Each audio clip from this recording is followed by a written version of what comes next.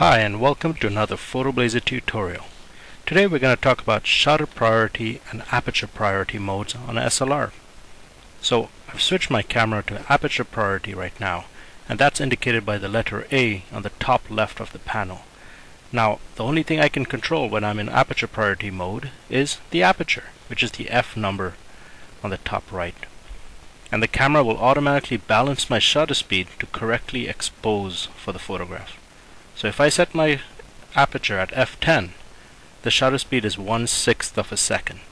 If I now drop that aperture down to f2.8, you can see the camera automatically increases my shutter speed to balance the scene and get me that correct exposure.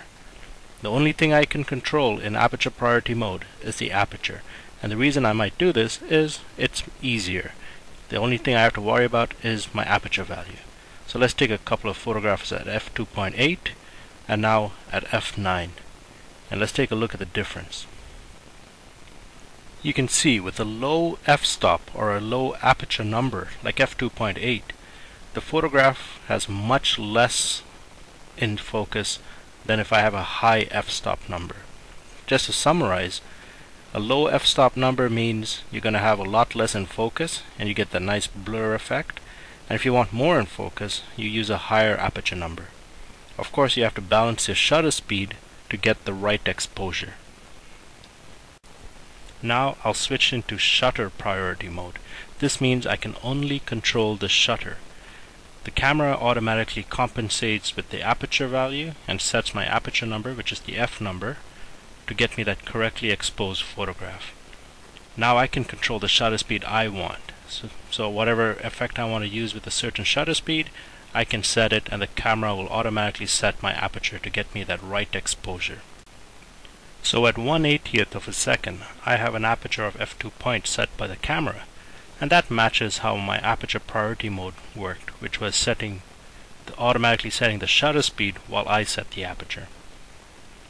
So in conclusion, aperture priority mode allows you to set the aperture while the camera automatically compensates with the shutter speed to get you that correct exposure.